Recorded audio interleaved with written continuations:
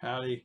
Welcome to Young Youth Today 2028, Smoke on the Water, and yes, we don't have cats with pianos, so here we go.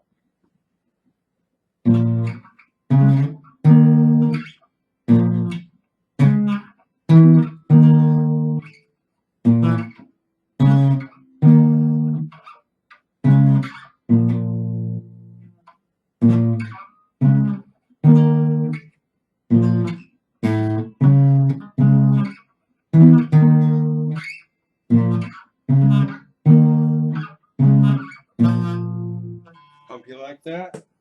So we're going to get into some history of science, the origin of the word science, and some really cool stuff. I appreciate you coming with us today. So that's, of course, Smoke on the Water, Deep Purple, and it mentions Frank Zappa. What did he think about education rot? Quote, schools train people to be ignorant with style. They give you the equipment that you need to be a functional ignoramus. American schools do not equip you to deal with things like logic. They don't give you the criteria to judge between good and bad in any medium or format. And they prepare you to be a usable victim for a military-industrial complex that needs manpower, unquote. So we are going to go Deep Purple with big science, but first, a little poetry jam. I love this book right here. This will be our topic in a bit. Philosophical Breakfast Club, Snyder. Good book, especially if you love history of science. So before we get to that, we're going to do some poetry. In 1833, at a meeting of the British Association for the Advancement of Science, now known as the British Scientific Association, Samuel Taylor Coleridge spoke up. He had written on the scientific method, a short item, and he said that we need to come up with a newer version for a natural philosopher, or as I like to say, Nat Phil. We need something better than that. So William Whewell, who wrote the primary history of science book for that time, he spoke up and said we ought to use the word scientist, which is kind of parallel to artist. So speaking of Darwinizing with a vengeance, what about that good guy, Samuel Taylor Coleridge? Forth from his dark and lonely hiding place, portentous sight, the owlet, atheism, sailing on obscene wings athwart the noon, drops his blue-tinted lids and holds them close, and hooting at the glorious sun in heaven, cries out, "Where is it?" And we all love Tiger, Tiger, Burning Bright, but what did the tiger actually say? Here it is. Mock on, Voltaire, Rousseau. Mock on, 'tis all in vain. You throw the sand against the wind, and the wind throws it back again. So cool stuff from William Blake. So I really like it. Now, here's my own contribution, and I call it Adapt That. Purveyors of OEFs need to have a closing down sale. Darwiniacs drop mild when it comes to MOYA. I offer this dreadful warning. Darwinism leads to dystopia. Here's my proof. 1984, the opposite of 1776. As for BOYA, there's no earthly reason for it.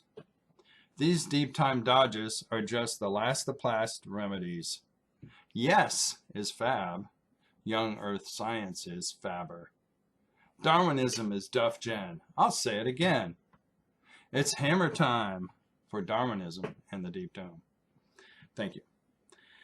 Before we get to the Philosophical Breakfast Club with Snyder, let's take some critical thinking at a couple of articles. Right here, Dr. Neymark, research chemist, U.S. Geological Survey in Denver, from OR Geology Reviews, that's ORE, from 2018, and he's talking about something. I like U238, that is. So he's talking about U238 over lead 207, that ratio for radiometric dating, and lead 206 over lead 207. Now you can just take those two ratios, punch in discordant date or dating contradictions, you're going to get tons of stuff. So It's pretty wild. So let's look into it here. One particular aspect, which is kind of a minor point, he's commenting on another person's research. He talks about they got exponential versus linear mixed up with kind of a more of a minor point. But then for those of you that study up on this stuff, he talks about isochrons and the Terra-Wasserberg Concordia curve. Cool stuff. But the part that everybody can catch is all the discordant dates. This is crazy. So the same particular rock, we come up with this wild range, 150 million. But hold on, could be 139 million. Well, maybe it's 134 million. But then we jump up to, it could be 456 million. But maybe it's only 426 million. And it could be 430 million. So just the wild range of the dates might make you think, maybe I ought to try a different dating method. So we're not getting down to the foundations, say the initial conditions, how much parent and daughter were at the beginning, we don't know, and that change in the decay rates. John Jolly, who was a primary a starter of this whole method, he rejected it and saw there were discordant dates in different methods, and he actually proposed that the radio decay was faster than the past. And there's something even the 3-year-olds can get. There's like soft tissue and dinosaur bones. Maybe they're not millions of years old. And I'm giving you some homework. Go to your nearest coal deposit, and there's coal all over the place. In the 1920s, 30s, 40s, 50s, you had coal in the home for heating, and it wasn't until around 1960 that there was a dive for it, so coal's everywhere. And go to your nearest coal or coal mine and grab a sample. And I'm predicting that when you have it radiocarbon dated, it'll be less than 50,000 years. So there is your homework assignment. Now, is it all that hard to get the data that we need to figure this out? Not really. Like LYCOS.com, LYCOS.com, and you don't have to go too far down, and you actually run into my book right there.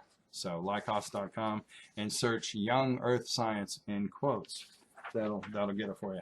And then you could also go to Swiss Cows. I love Swiss Cows. It's great. Try that. Again, the same search, Young Earth Science in quotes. And right there in the images are my two books, Yes, Young Earth Science, and Is a Young Earth Possible? So both of them are right there, the first two, when you look at the images part of it. So if you do a little research, you can actually find this stuff and see where the arguments are to give you the other side of the coin, if you just do a little bit of research. So this one's from Rhetoric Society Quarterly. Thank God for Narrative Theory, and from Kevin McClure of the University of Rhode Island. So there it is. And from Rutledge, Taylor and Francis, and a well-known people. And this is from 2009. And he gets into this article against Young Earth. And he mentions the 10,000 here, very common. That'd be a long rabbit trail on that, but just give the short of it. It's very, very well known about Usher's date of 4004. So he does mention the 6,000 on the next down the road here in the article. But the thing is the 10,000. You know, why not start off with the correct answer? This was published in 2009. At 4004, you get 6,013. Simple math. So not all that hard to figure out. And he disses. This is the Opponents of Evolution, mentions a book by Massimo Pigliucci, Denying Evolution. And speaking of that, he wrote a book on Aristotle, Answers for Aristotle, How Science and Philosophy Can Lead Us to More Meaningful Life. Massimo Pigliucci right there. So I wrote on Aristotle in a positive way, but actually Aristotle's biology is what my whole book's about. The latest one, that is. So Biological Essentialism, please get it. And it was published in 2021. Oxford University Press has one coming out. Dr. Devitt, same title, Biological Essentialism. I have a lot more animals on my cover. Again, I also talk about plants, but animals are kind of draws attention, so I did that. All you have to do is just go to totalyouth.us. That's totalyouth.us. And we appreciate your support, and there's the links for all three of my latest books.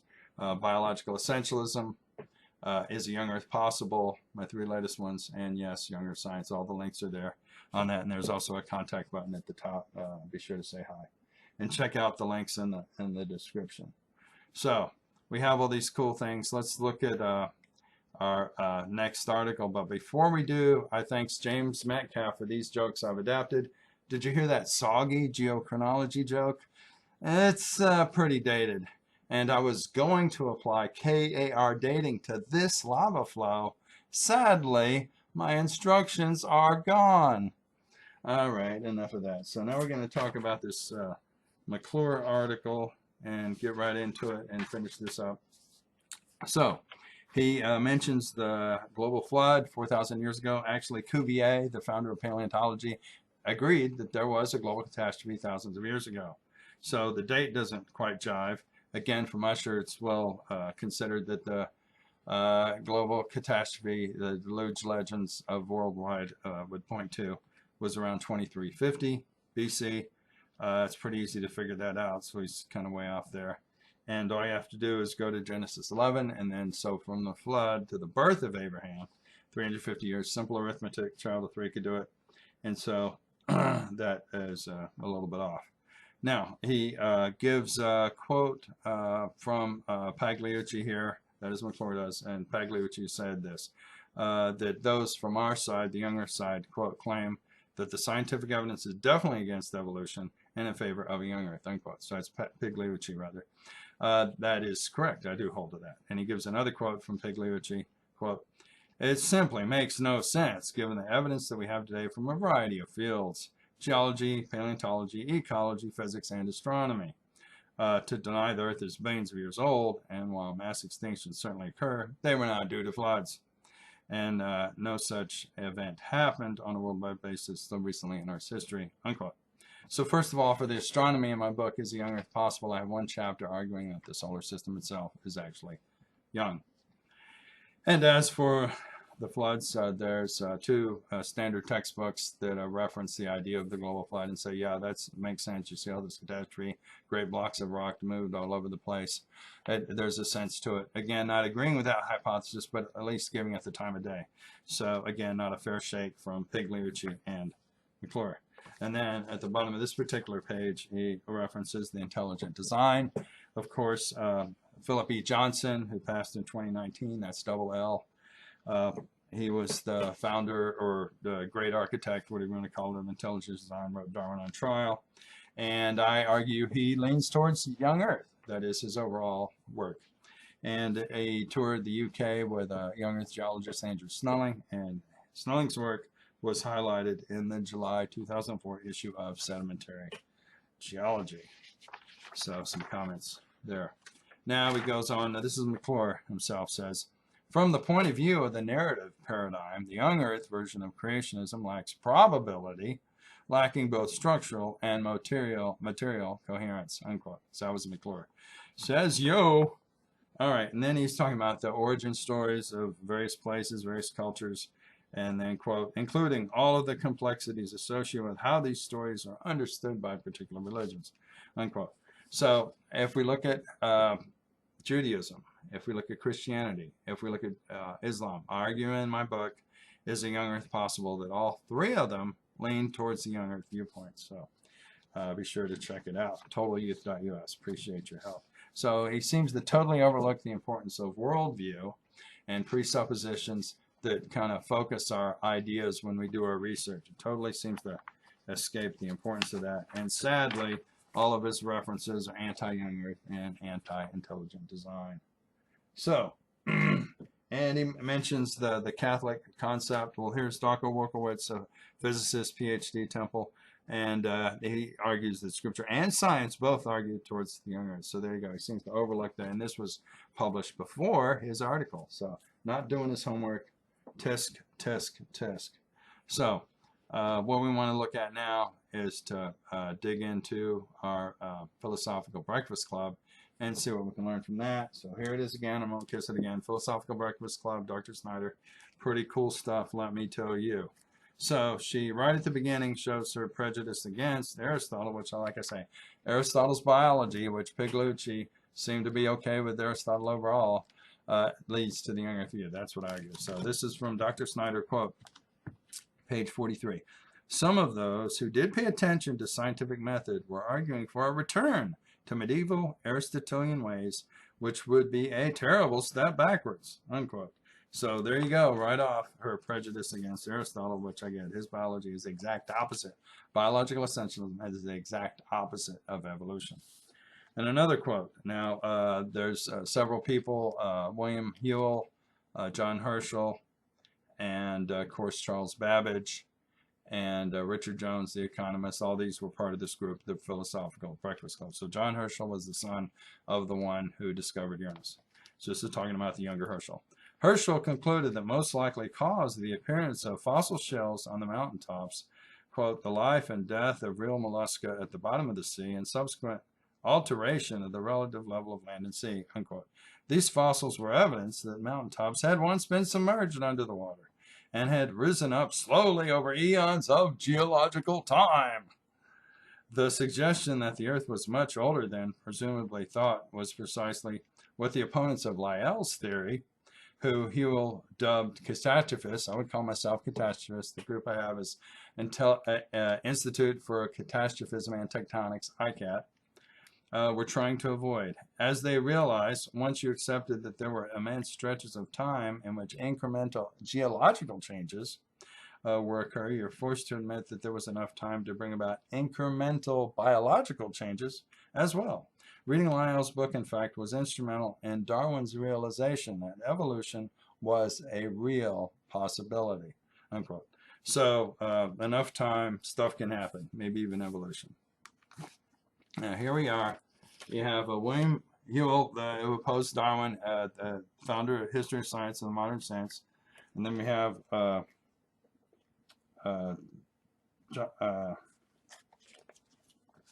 do we have there?